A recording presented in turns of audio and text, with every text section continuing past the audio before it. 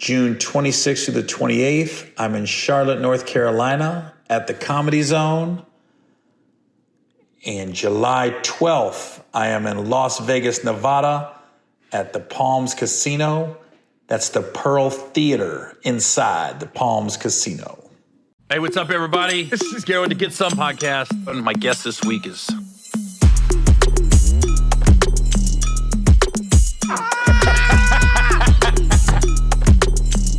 This motherfucker Gary.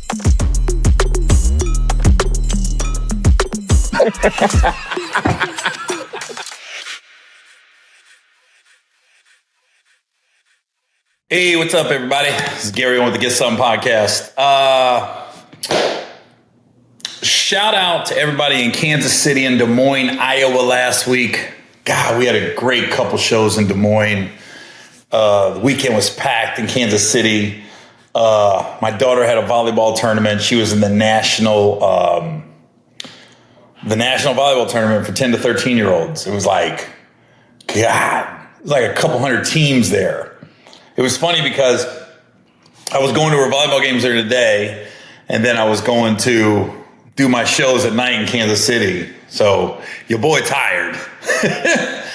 But it was crazy because I heard everyone, the buzz was Steph Curry's daughter's there. Steph Curry's daughter was playing there.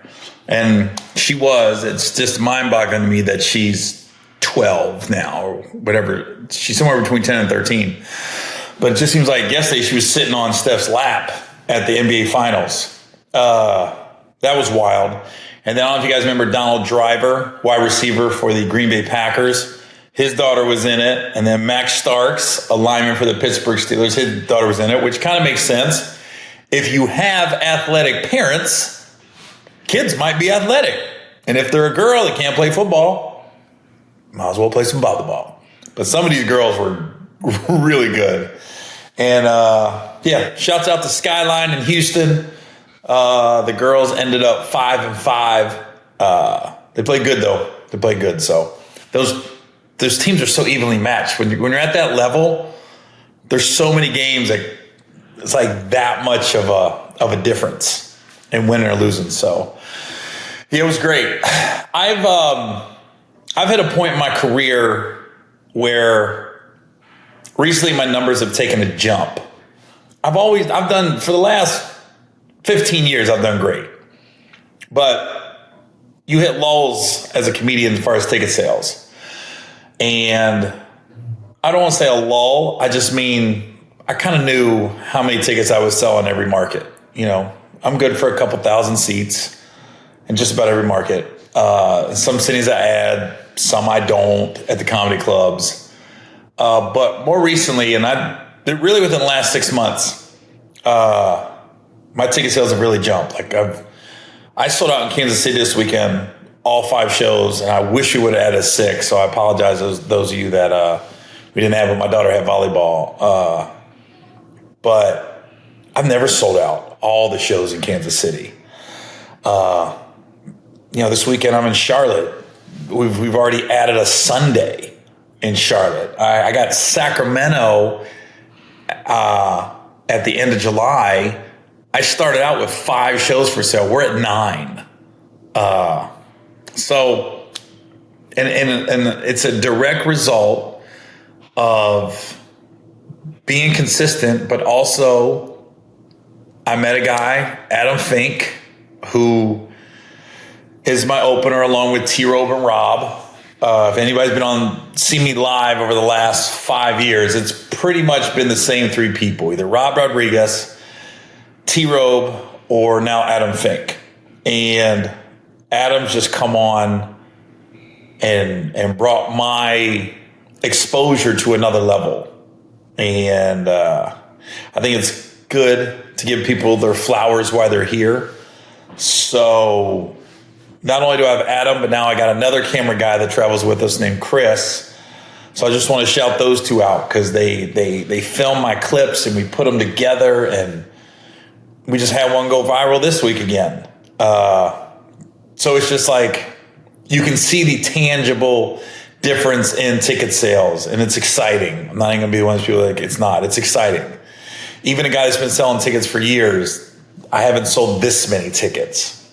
And it's people discover me from other platforms, and whether it's TikTok or Facebook or YouTube or Instagram or even Twitter. People think Twitter, I just started posting my clips on Twitter on the regular. So I've seen a jump in Twitter. So not only is my social media jumping, but the ticket sales are jumping.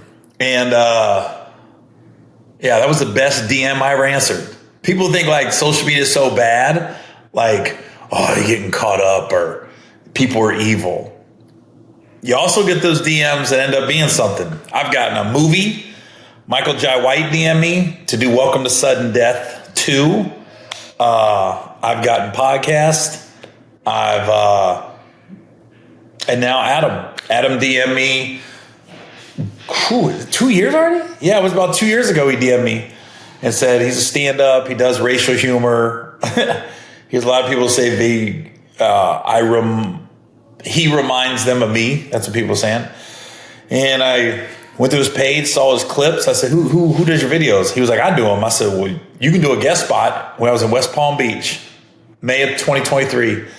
If you can film me. And he filmed me. And then I used them again. And then I said, well, this is a way where we can both make money. If you want to come on the road, record me, I'll pay you per clip. Every clip I pay him. When you're not working on a salary, when you're working on per clip, that boy be getting me some clips. Because it's like cha-ching, every clip he sends me, he getting paid. So it's a good relationship. If you don't send me no clips, you don't get paid. I'm giving you the stuff, so he's just recording it, editing it, and he does such a good job, and so does Chris. So shouts out to those two guys. And not to downplay my other openers. T-Robe has become very quickly one of my best friends over the last 5 years. Our families vacation together. Only bad thing is he's a Steeler fan. I'm a Bengal fan, so we're still trying to figure that relationship out. But, that's my dog. That's my dog. And Rob, that's my dog too, this guy, Rob Rodriguez, I'll tell you a couple stories. How you tell the character of people. Last year, it was I believe it was my son. It was my son's birthday. Yeah, it was my boys, the twins, the first birthday, and I was in Buffalo. Buffalo's not the easiest city to fly in and out of, and I had to fly in and out of Cleveland, or I wouldn't have made their party the next day, the birthday party, or I couldn't have taken the show, either one. So I was like, I told Rob, I said, bro, I gotta, as soon as I say goodnight, I gotta drive to Cleveland. I gotta be on that 6 a.m. flight so I could be home for their birthday. And Rob was flying in and out of Buffalo. He switched his flight, drove us from Buffalo to Cleveland, and he got on an earlier flight too. He didn't have to do that. I could have got the car myself, driven myself, would have been wore out. But he's like, no, I'll just switch it. Ain't no big deal. And we drove. So he's done that a couple times. He's gotten up early and driven me to the airport when he didn't have to get up early and take me. I would have called an Uber. And I don't mind catching Uber. It's not like I'm telling my guys, you got to take me. He just volunteers. That's just how he is. He's very much a giver / caretaker dude. He's like Grumpy from the Seven Dwarfs. If you meet him, he's New York. He's rough around the edges, but at the core, he's just a great dude. But you got to get past all the roughness on the outside. It's that New York in him. But yeah, so shouts out to my dudes, man. Adam, T-Robe, and Rob. The three of us will all be in Vegas on July 12th together. So don't forget the Palms Casino, Pearl Theater inside the Palms. The three of us will all be there. So I know you're talking about somebody, you're like, well, who are they? Perfect chance to see us all and to get a weekend away. Come to Vegas July 12th. You get to see Rob, Adam, and T-Robe. Bam! Boom! So, yeah, so let me update you guys on the robbery. Still waiting on that video from Bank of America. But Chief of Police called me Now the mayor wants to meet with me because they want to bring awareness to this thing called jogging. I don't know if it's jugging or jogging. Whatever it is, just be careful when you leave the bank. So I told them I'd agree in July when my schedule lightens up a little bit to do a PSA with the police department out here and warn people about the threat of jogging, whatever it is. So it's always good to have the mayor and the chief of police on your phone. I just put it like that. So, of course, they asked me, hey, you don't have to. They said, but we'd really like you to bring awareness to this since it happened to you. I said, yeah, of course, no problem. So, yeah. So this robbery just keeps, I don't know, helping me, I guess, even though I would like the money back. But yeah, another reason social media ain't that bad because I've gotten so many people trying to help me with this robbery. So I want to address this real quick. Two things. And it has to do with flying on airplanes. I talked last week about dark humor. I did a joke about the flight in India. If you really look at the joke I told, it wasn't making light of the people that died. It was basically saying, hey, can you imagine being the one survivor of a flight that everybody died? And it's kind of insensitive when people say that was God that saved his life, but didn't save the other lives. Really look at what I'm saying. But man, I will not be going to India anytime soon, if ever. These people in India, it's weird how you can do a video and it can go viral in certain parts of the world. So that joke clearly has made its way around India.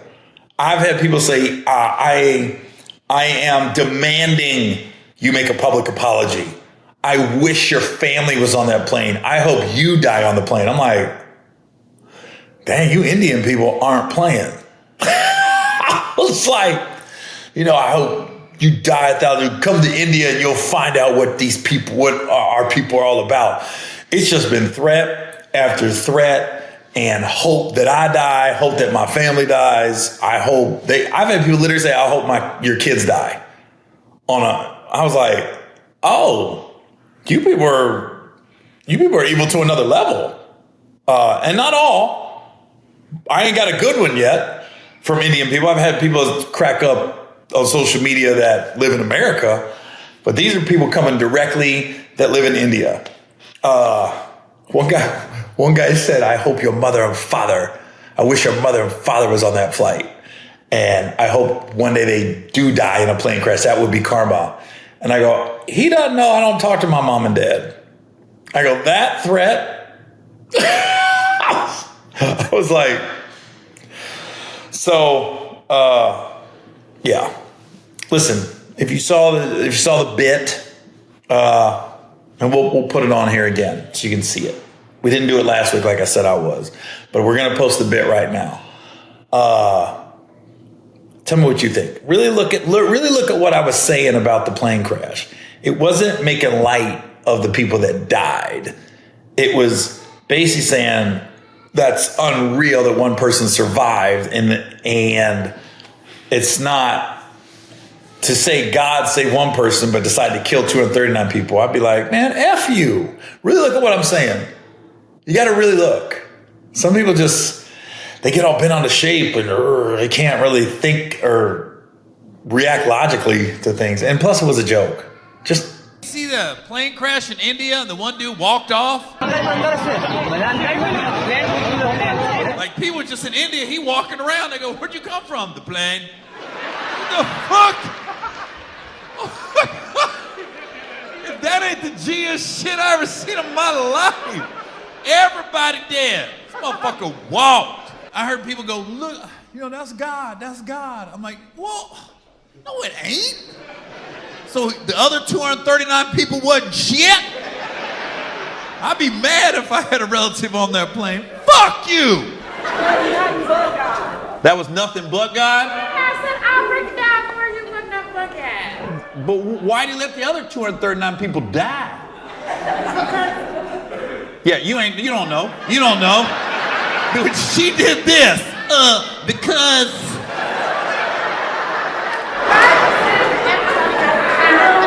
the Bible says everybody has a time and a place. Yeah. There's a time and a place to go. That was their time. That was their time. Okay. Okay. Looks like your stepdaddy just showed up. That's bullshit. She gets that from her mama, man. Don't listen to her. That sounded more like God than you two, I'll tell you that. The bass in that voice, that's bullshit, Gary. That is not what I said. What I said was you have free will. And hey, shit's gonna happen sometimes. Don't let that happen to me. I'd have t-shirts, hoodies. I'm capitalized on that shit. You would see me tomorrow morning on an infomercial. If you would like some holy water that I have touched myself, I'm a living testament. You will survive. If I see something I don't like, I keep it moving. I don't try to DM people on Facebook or Instagram and tell them how much I hate them and I hope their life goes to shit over one joke. That's what cracks me up, but that's the amazing part to me. Be the best human being in the world. Take care of your family, give to charities, you're nice to people, you're giving, you're living life right. And you say a joke. And now you want my kids to die? You want me to die? Yeah, I'm not going to India anytime soon. I'll tell you that.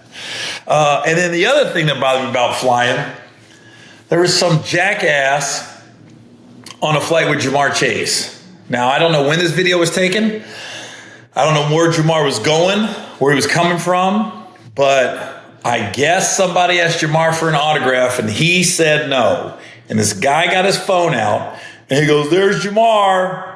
We're gonna play that too. We're gonna show you the video real quick." They was like, "There's Jamar. We would have signed the autograph. Jamar Chase, don't sign autographs." And Jamar's literally against the window, got his hoodie on.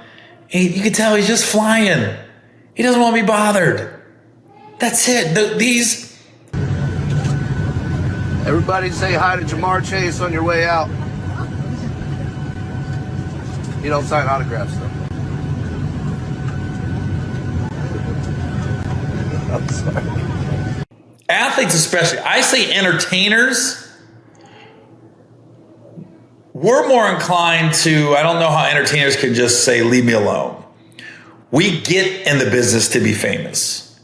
Nobody, yeah, you would like your privacy. Yeah, you will be left alone sometimes. But whether you a comedian or an actor in movies and TVs, you want to be famous because that means you're going to make more money. You're going to get more offers to do what you love. That comes with this job. Yeah, sometimes you do want to be left alone. Sometimes you are having a bad day. But in the entertainment business, you can't say, I didn't sign up for this. That's exactly what you signed up for. Athletes are different. I always felt like athletes, they just signed up to play football. Like the Jamar Chase's case, Louisiana guy. Great. Football is a way for me to go to college for free. Football, oh my God, I'm so good, I'm going to go to the pros. Oh my God, this is a way for me to make money and have a job that I like. And I'm making a lot of money. And I have become the best at what I do. Only thing Jamar Chase owes us as fans is stay in shape, stay in the playbook, and keep making plays so we can root for you and love you on the field. After that, he don't owe us shit. So he doesn't owe you an autograph. He doesn't owe you a picture. If he wants to take it, great. If he doesn't, great. This is what I'll say. If this video was from last week, it's the summer, it's hot, it's over 80, 90 degrees in 90% of the country. If someone has a hoodie on with the hoodie up in 80, 90 degree weather, either they're about to commit a crime or they want to be left alone. That's what that hoodie's saying. I just want to be left alone. As soon as I saw that video and Jamar had a hoodie up and he had a hoodie on and it's the summertime, I go, oh, he don't want to be bothered. So don't bother him. If you want to just give him a, big fan, that's it. But he doesn't owe you all that.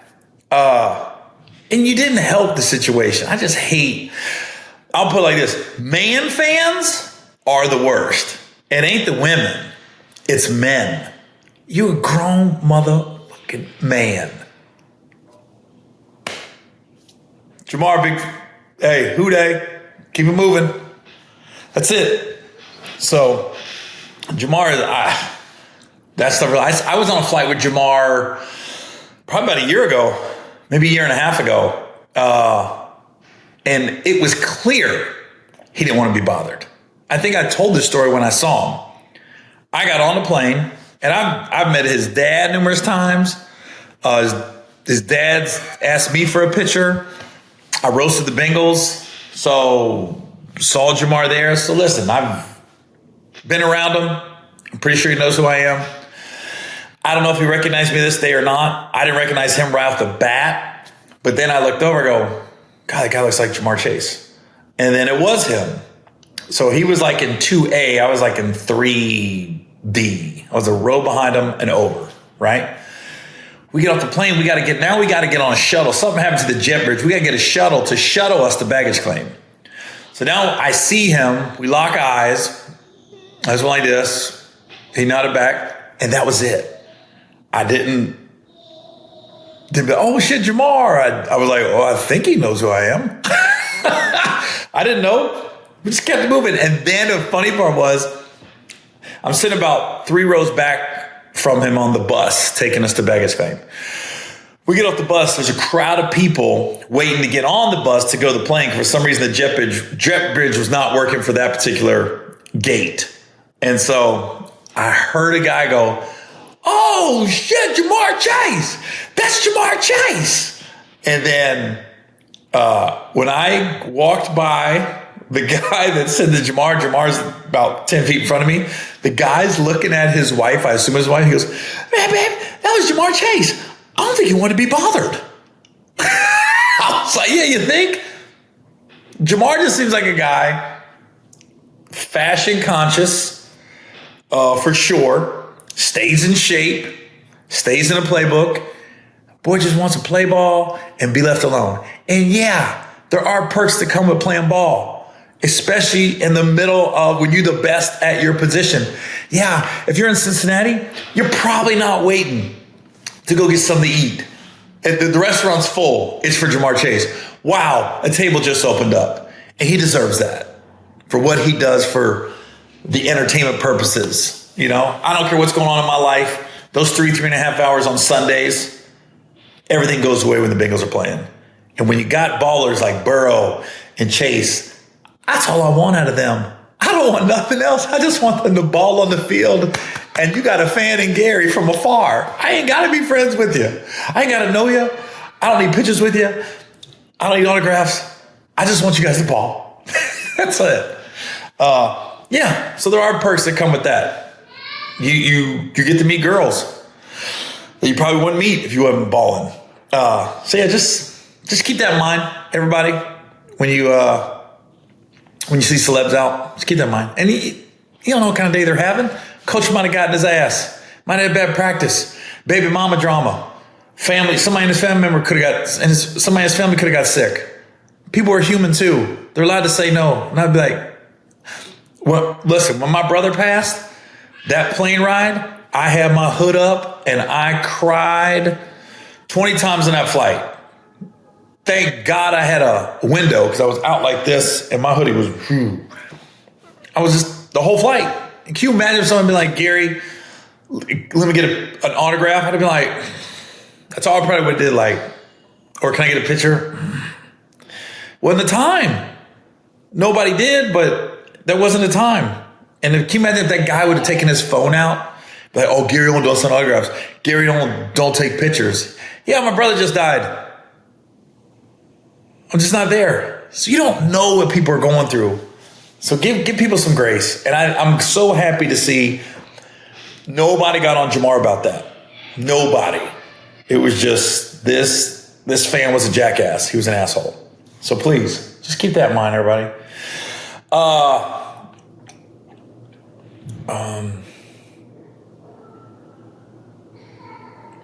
It was, yeah. Yeah, just keep that in mind when you're flying. Hey, this podcast is brought to you by BlueChew. Now listen, I've said it, I'm going to say it again. We all need confidence when those doors close and it's time for business. Not business, business. And if you want to be 100% positive right here in your brain, that you're going to bring it. Yeah, this ain't a preseason game. This is playoffs. It's time to get it done. It's time to go to the championship. I want that championship pedigree. I want to make sure that I've prepared myself properly for the big finale. You want to know how you can do that? Take a BlueChew. Steal. Rock hard. Don't stop. Can't stop. Anyways, we got a special offer for the listeners of my podcast. So right now, there's a call to action. And when I mean action, I mean that close the door, turn off the lights. You might want to turn TV up because it could get loud. That kind of call to action. So listen, all BlueChew wants to do is make your life easier by getting harder. And you can do that by discovering your options at BlueChew.com. And right now we got a special offer for my listeners. Try your first month of BlueChew free when you use promo code GETSOME. All you can do is pay $5 for shipping. That's promo code GETSOME.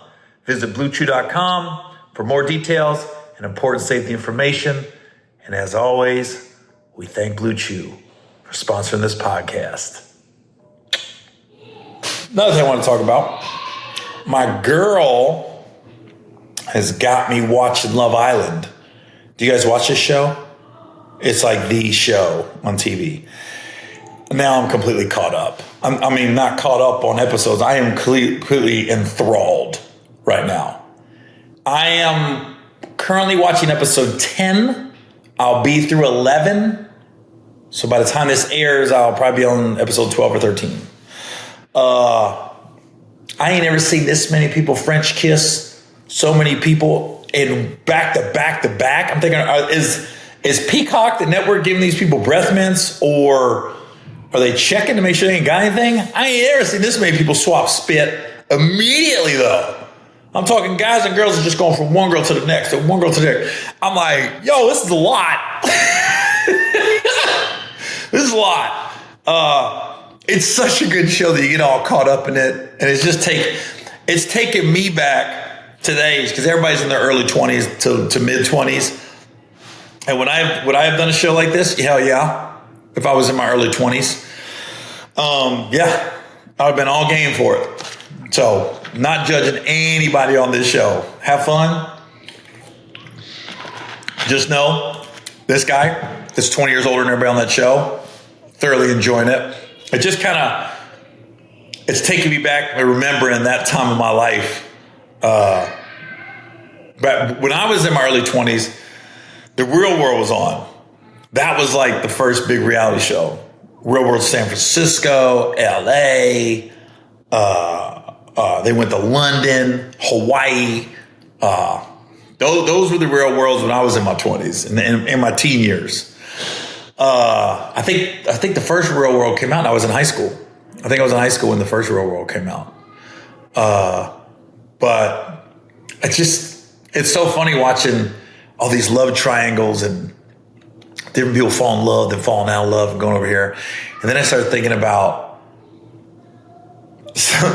how I've gotten what you think is a heartbreak when you're younger, and then you get older, like, oh. I'll give you a couple stories where Gary Owen got a little shook, right? So my senior year of high school, I was hanging out with these three girls. Just about every week come I wasn't playing basketball. We went to all the basketball games together. It was three years. It was pretty solid, the same girls. So I started to have feelings for one of the girls. And I'm not gonna give their names out because I'm still friends on Facebook and I'm still friends with them today. And I met two of the girls' husbands or boyfriends at the time. But anyways, I hung out with these three girls. And I started to have feelings for one of the girls. And then come to find out, one of the other girls had feelings for me. Keep in mind, I was a late bloomer. I lived in a trailer park. I had no money. I had no driver's license. I had nothing to offer girls. I couldn't ask a girl on a date because I didn't know if I could make it to the date. So I had issues with that. I had issues that, oh my God, I can't bring girls back to the trailer. And I was embarrassed about where I lived. And so I had this big crush on one of the girls. So it was mind-boggling to me that one of the other girls was kind of liking me. And it's so funny. So prom's coming up. I wasn't going to prom. I was just going to go to a Reds game. And I ended up getting on prom court. And your boy ended up being prom king, by the way, which is a huge feat when you come from a trailer park, right? Bam. So anyways, the girl that I had feelings for, that I was starting to have feelings for in high school, she grabs me by the arm and she starts walking me in my locker. And she goes, Gary, you going to prom? I said, I don't know yet. I don't think so. And she goes, well, I know somebody wants to go with you. And I was like, I thought it was her. I was like, what? She meant to ask me out? And she was like, she told me the other girl. I went, oh. And the other girl's cool as anything, cute girl, but I just had feelings for her. And at that age, your heart's set on the one person. So I go, I said, yeah, I don't think I'm going to go. And I wasn't going to go until I got on prom court and I had to go. And then I had to find a date from another school. I've told that story before. But anyways, I had a crush on this girl right when I got in the Navy. She was writing me a boot camp. All three girls that I hung out with were writing me in boot camp. This is when you had to get letters. You only got letters like twice a week. And that was huge in boot camp. There wasn't emails back then. You couldn't call people on the cell phone. You had to call people on a payphone, collect, or you got a calling card at boot camp. You had to pay for it. But there was no rush like them letters coming in the mail. Owen! Ooh! You got like 4 letters. Just tripping them up, pictures in them, and you read it. There was no better feeling than those letters coming in the mail. I've never gotten an email that made me feel like a letter at boot camp. Those are the greatest letters I ever got in my life. But these 3 girls were writing me at boot camp. And the one I had a crush on was writing me the most. Then she broke up with her boyfriend. I was like, what? I found out later, her boyfriend thought me and her messed around. And we never did. Didn't do anything. He thought me and her, he was telling people for years after high school, I think Gary slept with her. Didn't.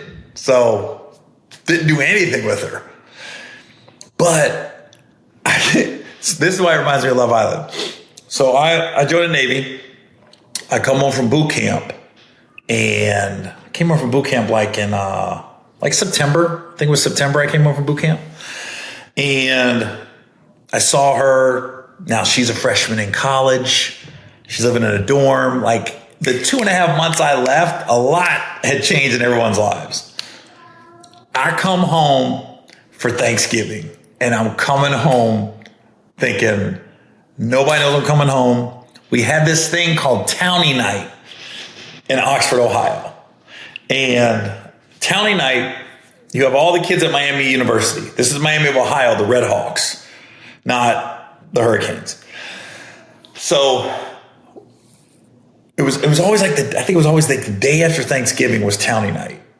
Oh, I think it was the day before, whatever it was. Because everybody's home. Everybody's home from college. Everybody's working. And they all find a bar and everybody goes to it. And at that age, Tourney Night is huge for people that just graduated up until about literally 10 years. So it's usually everybody between like 18 and 28, basically. It's huge. And it's like a big old class reunion. So I am coming home for townie night, and this girl, I found out she broke up with the dude that she was dating in high school, that I never crossed the line, I never disrespected, I didn't sleep with her. I'm coming home like, yeah, this is gonna be it. We're gonna link. She's gonna see me. I come, and I'll never forget, my boy was messing with her and dating her. And I went, what? So I see them in front of a Wendy's. We had this, in Oxford, Ohio, there's a strip called Brick Street. And that's where all the bars and little restaurants are. And there was a Wendy's right next to a Burger King. And I see them at Wendy's and I go, what's going on? Can you imagine my heartbreak? That I'm coming home literally to surprise this chick that I've had a crush on for over a year, that I've known for 8 years at this point. And I see her, not only with a dude, with my boy. I was like, so in their defense, they didn't do anything wrong. She didn't know I had feelings for her. He didn't know I was coming home. So it was like, and the bad part was my boy, who's still my boy to this day, he used to get all the girls in school, but he never got her. So now that we graduated, he came home and how did he get, he didn't live at home anymore. He was visiting too. I was like, I was in my feelings. I remember I called him in his house. I go, yo, why you dog me? You knew I liked her. He's like, what are you talking about? I was like, you knew I liked her. Anyways, it was water on the bridge. I think a couple months later, we was all laughing about it. Me and him, not me and her, but it just reminded, what a terrible feeling. I lived in DC. I drove with some buddies who lived in Ohio too, that were going home for Thanksgiving break. And I thought, I'm about to get out the car. I already called everybody. Not called everybody, but I already knew where everybody's going to be uptown that night. And I see them walking out of Wendy's. It was like an 80s movie. I went, no. What you gonna do, man? That's life. My life ended up being all right. So did hers. So did his. So everybody's life ended up being all right. But man, that was crushing. So I'm watching Love Island thinking, I can see how these people get their feelings when you're only known somebody for about a couple weeks, but you're completely closed off. No cell phones, no computers. You're with the same people 24/7. So that 2-3 weeks they're on that island probably feels like 5 years. And you probably get to know people more than you would on the outside world because there's absolutely no distraction. You're literally with the same 12 people, 6 guys, 6 girls for the whole time. So it just, brought me back to getting my heart broke like that. And then the other time, not really heartbroken, but just, because you're 18, you're like, what? We're supposed to be together forever. This is what it is. And then the other time I remember, this one killed me. This was worse. I was in the Navy and I saw this chick and I was like, whoa. And she was like Indian, Native American Indian.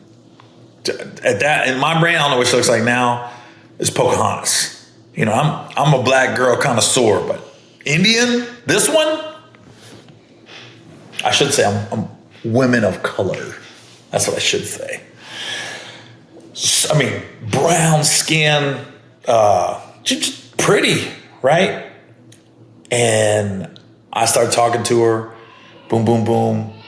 I just remember she would always come over to my apartment. And this is before like cell phones, like this is when people had to call the house and leave voicemails on your thing. I will never forget, as long as I lived, I had an apartment in Imperial Beach, California, and we'll just call her Pocahontas. Pocahontas at a left field went, and I heard the buzzer ring from my apartment. And I went, hello? And she goes, hey. I go, hey. She goes, what are you doing? I go, nothing. She goes, you want some company? I was like, hell yeah, I want some company. I remember she came up and it was so random. And I didn't know she was coming over. And it was the first time she ever came over to hang out. And it was just like, oh my God, this is the one. This is the one. She came over to see Gary. So she broke my heart a little bit because I liked her clearly more than she liked me. So she worked with the Navy SEALs, which should have been a red flag. I was thinking, she's working with dudes that, one, can kill me. Two, she's working 90% of the time she's around dudes. And they're running ops in different parts of the desert or the ocean and stuff, and she's with them. She wasn't a SEAL. I don't know what her job was. I don't know what her job was. I don't know if it was paperwork. I don't know if it was medical. I don't know if it was just tech support. I don't know. But she worked with one of the Navy SEAL teams. So she was always with Navy SEALs. And like I was on a ship at the time, so I would leave for a couple weeks. And then I come back and she might be gone for a couple weeks. So we were dating, but both of us being 20, 21, I should know this wasn't going to make it, especially with her being the SEAL teams. So she said, hey, they're having the SEAL team ball. Do you want to go with me? I was like, yeah, I do. So I went. I remember I was going to rent I rented a tux. But the problem was we were apart for like a month. Because like I said, I went on a ship and we did like whatever, training for 2 weeks. And then she was deployed with the SEALs for a couple weeks doing whatever they was doing. And so it was about a month I didn't see her. So I went to go pick her up from when she got back from deployment, so to speak. I don't want to say deployment because it's only gone a couple weeks. I went to go pick her up, and I remember it just felt weird when she got in the car. And I was driving her back to her place. And she goes, hey, I was thinking, I think we're better off as friends. I just want to be friends. And I was like, what? Keep in mind, I hadn't slept with her yet. So I'm thinking the Navy ball's the next week. Oh, it's on next week. Getting a hotel room, which is a lot for me at the time. Downtown San Diego. I thought it was about to happen. And she just said, I think we're better off as friends. And she goes, but I still want to go to the Navy ball with you. The SEAL team ball with you. And I was like, nah, I don't want to do that. I'm literally in the car driving her home going, nah, I don't want to do that. And she goes, what? I go, I don't want to go as your date and we're just friends. I was thinking, nah, I don't want to. At the time, I didn't have it like that. I go, I don't want to spend money on tux, a hotel, dinner for a girl that ain't going to happen when it's done. And you're hitting me with this a week before the dang ball. And she goes, well, you're showing who you really are right now. I'm going, what? Look, we was dating, I thought, up until this point. She goes, yeah, I just thought you'd be more of an adult and you could handle this. And I was going, yeah, I guess I'm not. I'm not yelling. I'm not raising my voice. I go, yeah, I guess I'm not. I remember dropped her off. Boop. That was it. Here's the crazy part about the whole story. Right when I got on Facebook, probably around 2009, 2010, somehow I found her on Facebook. And when it was all said and done, she ended up marrying a white guy from Cincinnati, Ohio. And I messaged her and we was reminiscing and just talking and stuff. And I just said, you were destined to be with a white dude from Cincinnati, weren't you? And she was like, I guess so. And I go, are you a Bengals fan yet? She goes, oh, I haven't gone that far yet. But I went to her page. Her husband's all bengled out. Like, all right, yeah, she made the right choice. Yeah, that was funny. But it's so funny. Like at the time, you think your whole world's coming down. I was like in a corner for both those instances. I was like, would get a cold shower. She broke my heart. So I think it's so funny. I was talking to my Aunt Doris about this years ago. Her son, my cousin Robbie, went to Penn in Philadelphia, and she said, yeah, Robbie keeps coming home every weekend. I can't figure it out. I said, oh, he hasn't got laid yet.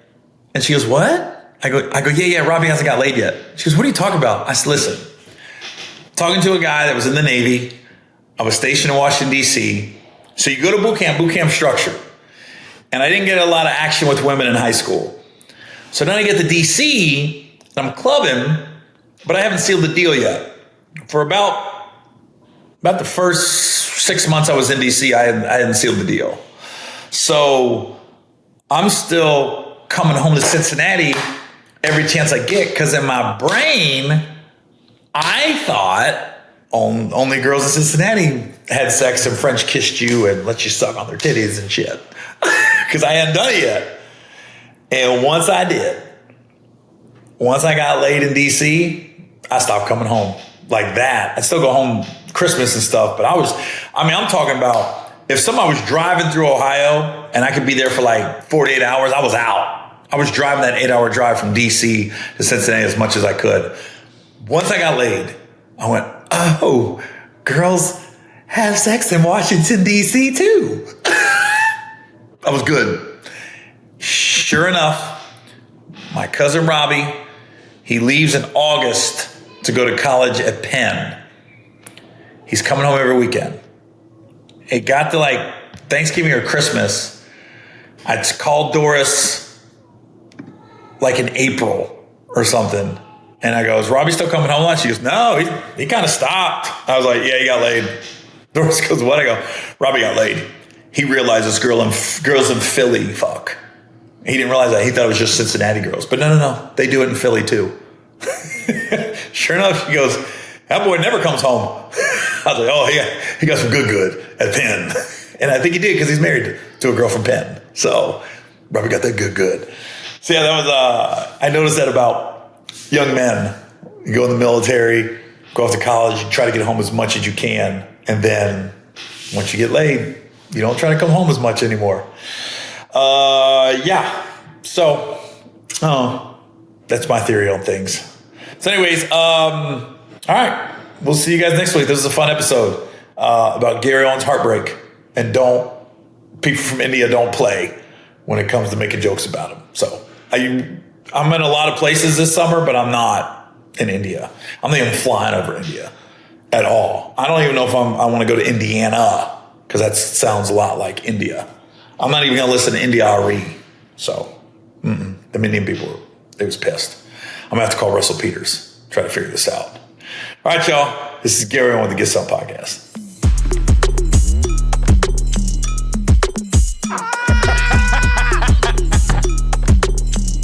This motherfucking Gary.